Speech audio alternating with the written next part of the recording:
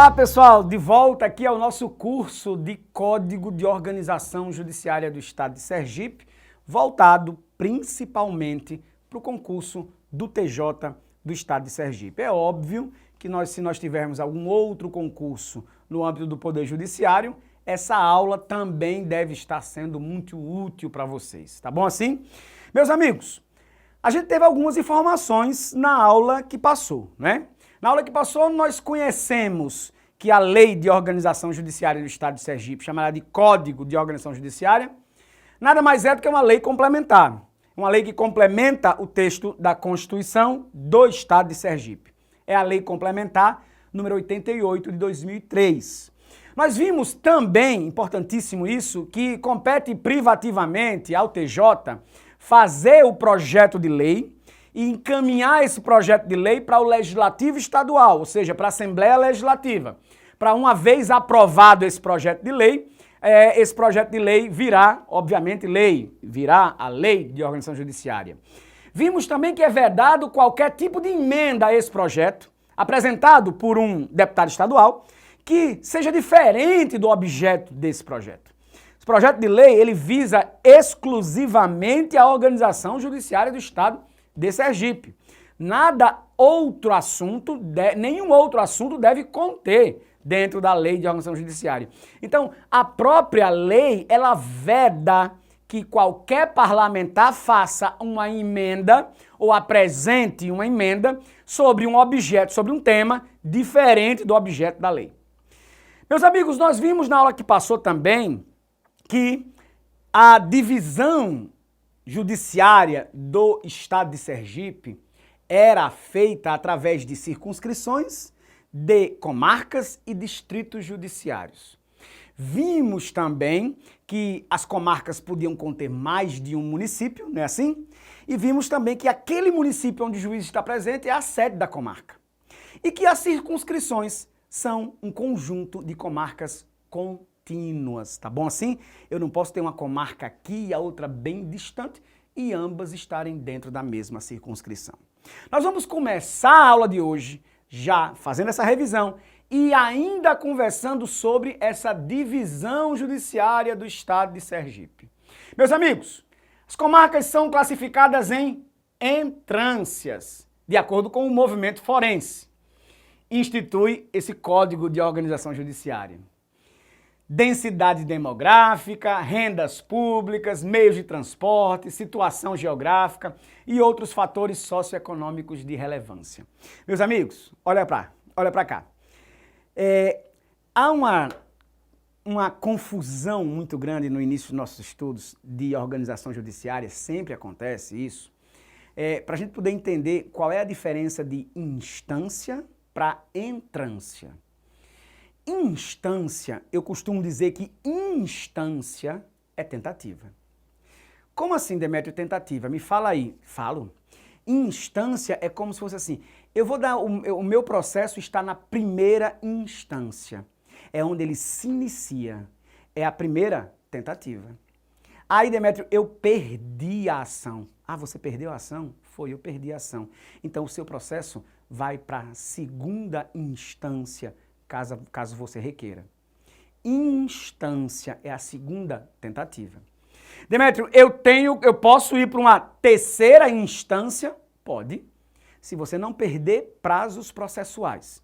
E se a estrutura recursal daquela atuação permite que você saia, por exemplo, começou o seu processo num juiz de direito aqui em Aracaju.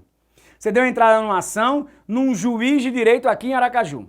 Perdeu essa ação, vai para o Tribunal de Justiça discutir lá. Essa é a sua segunda instância. Segunda instância. O juiz de direito foi a primeira instância, a primeira tentativa.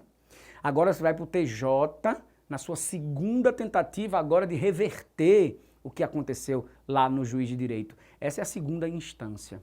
Se o sistema processual recursal permitir que você saia do TJ, por exemplo, e vá discutir a legislação federal, dizendo que foi agredida, por exemplo, lá no STJ, o STJ vai ser a sua terceira instância. E se houve uma arguição preliminar de uma matéria constitucional? E se houve agressão a um dispositivo constitucional diante daquelas suas perdas que você teve ao longo das 3 instâncias, você pode chegar na última instância, nesse seu caso, que é o Supremo Tribunal Federal. Então, meus amigos, depende do sistema recursal, depende do tipo de processo que você ajuizou, para a gente saber se aquilo vai ter a possibilidade de chegar onde vai chegar. Eu posso ter um processo que morra, se acabe na primeira instância, na primeira tentativa. Normalmente, juízes de direito são primeira instância, não é assim? Juízes de direito são primeira instância. Juízes federais são primeira instância, não é? O Tribunal Regional do Trabalho, TRT, normalmente ele é segunda instância, porque os juízes nas varas do trabalho são a primeira instância. Então, instância é tentativa. Beleza? Vem pra cá comigo, ó. Eu disse a vocês que as comarcas são classificadas em entrâncias. Então eu vou vir pra cá para agora conversar com vocês sobre o que é entrância. Pessoal, diferentemente da palavra instância, que é tentativa, primeira instância, o meu processo está na terceira instância, entrância é uma classificação das comarcas estaduais. A comarca, ela é de que tipo? Comarca de primeira entrância, comarca de segunda entrância ou comarca de terceira entrância. A entrância é uma classificação das comarcas. E você vai me dizer, Demetrio, tudo bem. A comarca de Aracaju, terceira entrância. A comarca tal, segunda entrância. E a comarca tal, primeira entrância. Qual foi o critério ou quais foram os critérios que o TJ utilizou para classificar essas comarcas que ele criou? Quando eu digo que ele criou, porque não foi ele que fez o projeto de lei? Não foi o TJ que apresentou um projeto de lei dizendo eu quero tantas comarcas no estado de Sergipe? Eu quero comarca tal, quero circunscrição tal. E é ele quem apresenta também a classificação dessas comarcas em entrâncias. Comarcas de primeira, tem comarcas de segunda e comarcas de terceira. E quais são, Demetrio, os critérios utilizados para dizer se uma comarca é uma comarca pequena, de primeira entrância? Normalmente com um juiz só, que ele é o clínico geral. Esse juiz só naquela comarca pequena de primeira entrância, uma comarca com poucos processos, mas existem processos de família, não existe? Existem. Existem processos criminais, existem? Existem. Existem processos cíveis de indenização por dano moral, por exemplo, existem. Existem processos que tramitam sob o rito do juizado especial. Ei, aquele juiz clínico geral, ele faz tudo. Na comarca de primeira entrância, normalmente, quando só tem um juiz, o juiz é clínico geral, pessoal. Na terça de manhã ele está fazendo audiência criminal. Na quarta à tarde ele está fazendo audiência civil. Na quinta de manhã ele faz audiência do juizado especial. É assim, ele vai ter que ser o clínico geral, se dividir e fazer tudo. Esse é o juiz numa comarca pequena, de primeira entrância. As comarcas de segunda entrância, fatalmente, tem mais de um juiz. Comarcas de segunda entrância, eu encontro varas cíveis e varas criminais. Às vezes, numa comarca de segunda entrância, eu tenho 2 varas cíveis e 1 vara criminal. Comarcas de segunda entrância são comarcas bem maiores que a de primeira, com bem mais processos, com bem mais problemas para serem resolvidos. E eu chego nas comarcas de terceira entrância. As comarcas de terceira entrância são as comarcas top. São aquelas comarcas que têm muitos processos, que têm muitos juízes e que a divisão começa, que a repartição de competência começa a ser bem maior. Enquanto eu saio de uma comarca de primeira entrância que possuía uma vara única, um juiz só, quando eu chego numa comarca de terceira entrância, eu tenho varas no plural, de família. 1, 2, 3, 4. Eu tenho varas da fazenda pública. 1, 2, 3. Eu tenho varas criminais, 10. Varas cíveis são sempre maiores, mais de 20. Eu tenho uma divisão muito mais minuciosa numa comarca de terceira entrância. Mas a pergunta é, o que é que foi levado em consideração dentro dessa comarca para classificar uma comarca de primeira, de segunda ou de terceira entrância? Meus amigos, foi levado em consideração o movimento forense, primeiro ponto, importantíssimo, a quantidade de processos que tramitam naquela comarca. É levado em consideração também a densidade demográfica, né? Quantidade de pessoas que compõem o município ou os municípios que compõem aquela comarca. Nós também levamos em consideração as rendas públicas, a gente tem que saber quanto dinheiro corre naquela comarca. Também os meios de transporte existentes, a situação geográfica e vários fatores socioeconômicos de relevância. Vários fatores socioeconômicos de relevância são levados em consideração para que a gente possa classificar uma comarca como comarca de primeira, comarca de segunda ou comarca de terceira entrância. Tá bom assim? Muito bem, pessoal. A criação de novas comarcas dependerá da ocorrência dos seguintes requisitos. Então, olha só. Não só houve, obviamente, uma determinação lá em 2003, dentro da estrutura do estado de Sergipe, de quantas comarcas são, ou de quais as comarcas que compõem, como também há uma possibilidade de criação de novas comarcas. Como assim, Demétrio? Se o estado já foi todo dividido em áreas, exatamente, é uma divisão em áreas. Áreas que englobam um município apenas, ou áreas que englobam mais de um município, e essas áreas divididas por essa lei são as que eu estou chamando de comarcas. Como é que eu posso criar mais áreas dessa? Deixa eu tentar explicar a você. Suponhamos que no momento da criação da lei de organização judiciária, pegou-se o estado de Sergipe e fatiou-se o estado de Sergipe. Tem fatias que coincidiram com um município, são aquelas comarcas que coincidem com um município. E tem fatias que pegaram, por exemplo, 9 municípios dentro de uma fatia só. Esses 9 municípios dentro dessa fatia, eles compõem uma comarca. Um desses 9 é a sede da comarca. Beleza até aí? Um desses 9 é a sede da comarca.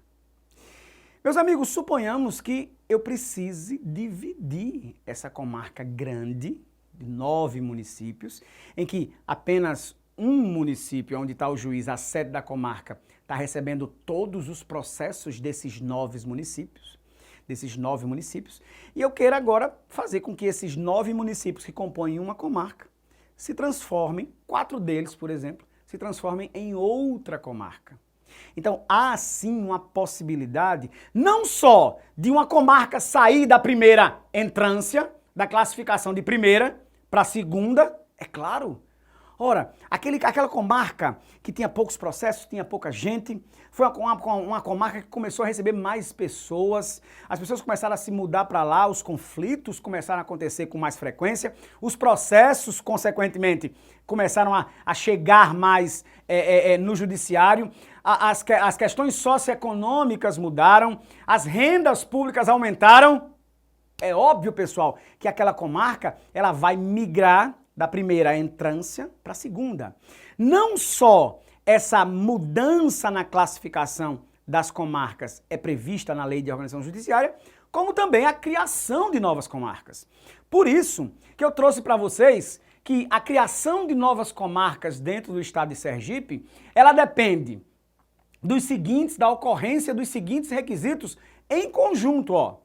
Eu preciso ter uma população mínima de 18.500 habitantes. Não no município, na comarca.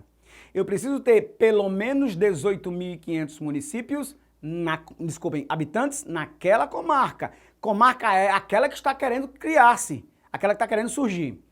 Eu tenho que ter um repasse da arrecadação estadual proveniente de impostos no exercício anterior, não inferior a 4.000 salários mínimos. Então eu preciso que aqueles municípios que vão compor aquela nova comarca que está sendo criada tenham um repasse da arrecadação estadual proveniente de impostos não inferior a 4.000 salários mínimos. Ou seja, o que o Estado arrecada de imposto tem que passar para aqueles municípios que querem compor agora uma nova comarca, no mínimo 4.000 salários mínimos, tem que ser isso. Porque às vezes eu tenho municípios que recebem repasses muito pequenos. Ora, eu tenho 4 ou 5 municípios que pertencem a uma comarca que tem 12, que querem montar sua própria comarca. Mas quando eu chego nesses 4 ou 5 municípios, eles juntos não têm 18.500 habitantes. Quando eu chego nesses 4 ou 5 municípios, eles juntos não recebem nem 4.000 salários mínimos do que o Estado arrecada de imposto. Então, 2 requisitos básicos para a criação de uma comarca já não foram atendidos. Terceiro requisito, meus amigos, um mínimo de 14.000 eleitores inscritos. Olha, é muito difícil nós termos 18.600 habitantes. E desses 18.600, 14.000 já serem eleitores. É muito difícil nós termos uma população assim. Então é óbvio que eu tenho aqui um número mínimo de habitantes e tenho também um número mínimo de eleitores, que é de 14.000. Eu preciso também que o movimento forense anual não seja inferior a 900 processos judiciais. Como é que uma comarca quer nascer se ela teve menos de 900 processos num ano? Quer dizer, menos de 900 processos num ano, naqueles 5 municípios, ora, é melhor que eles fiquem na sede da comarca a qual eles pertencem mesmo. E também a extensão territorial deve ser no mínimo de 90 quilômetros quadrados. É importante também que o critério do tamanho da comarca seja verificado. Meus amigos, quando eu falo aqui em ocorrência dos seguintes critérios ou requisitos, eu estou dizendo que essa ocorrência aqui, ela é um concurso. Quando eu digo que é um concurso, eu estou dizendo que eles concorrem. E quando eu estou dizendo que eles concorrem, eu estou dizendo que eles têm que ocorrer simultaneamente. Não há possibilidade de ter 4, mas não ter 1. Tem que ter os 5, tá bom assim? E para a gente finalizar, a criação de comarca pressupõe que a comarca desmembrada permaneça com a classificação original. Ora, a comarca que foi desmembrada deve permanecer com a classificação original. Se eu tinha uma comarca de segunda entrância, alguns municípios dela saíram para formar uma nova comarca, essa comarca agora de primeira entrância, aquela comarca que perdeu os municípios continua como segunda entrância. Tá bom assim? Pessoal, muito tranquilo o nosso estudo desse tema. Então, a gente vai encerrar essa aula por aqui, vai vir para a nossa terceira aula, que é uma aula bem curtinha, mas é uma aula com muita informação legal para vocês, tá bom? Tá tranquilo aí, pessoal? Nosso curso de organização judiciária, beleza? O tema é fácil, tá? A lei, às vezes, você pode achar longa, mas o tema é tranquilo, dá pra gente conseguir entender bem direitinho. Aqui não se decora, se entende, tá bom? Grande abraço, me encontro com você no próximo vídeo.